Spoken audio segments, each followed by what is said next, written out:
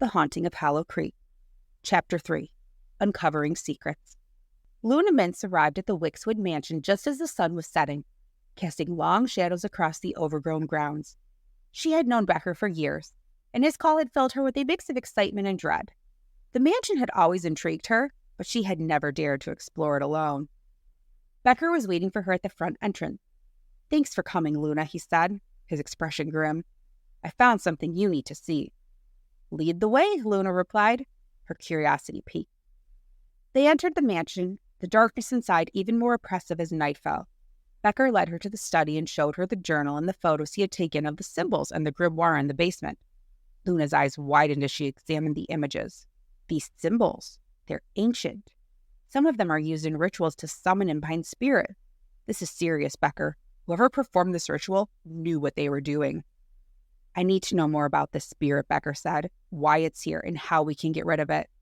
Luna nodded. "There's a lot of local folklore about the Wixxwood family. Some of it's just ghost stories, but there are always grains of truth. Let me do some research. I'll see what I can find."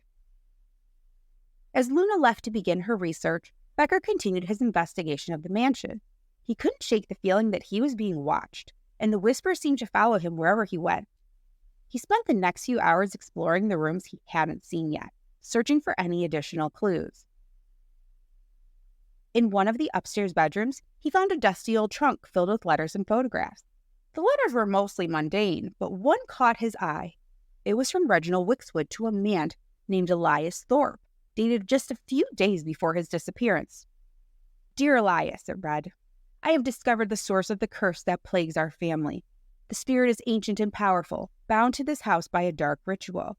I fear that if I cannot stop it, our lineage will be doomed. I have enclosed my findings and beg for your assistance. Please hurry." Becker's heart raced as he read the letter. Elias Thorpe had been a renowned occultist in the late 1800s, known for his expertise in dealing with malevolent spirits. If Reginald Wixxwood had reached out to him, it meant he had been desperate. He carefully placed the letter in his bag and continued searching.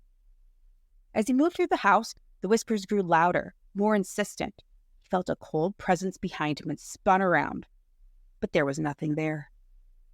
Determined to push through the fear, Becker made his way to the basement. He needed to understand the symbols and the ritual if he was going to find a way to banish the spirit. As he studied the walls, the symbols seemed to writhe and twist, almost as if they were alive. Hours passed and Becker's frustration grew.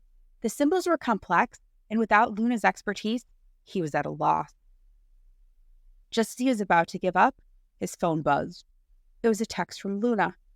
"I found something. Meet me at the library in an hour." Relieved, Becker left the mansion and drove to the Hollow Creek Library.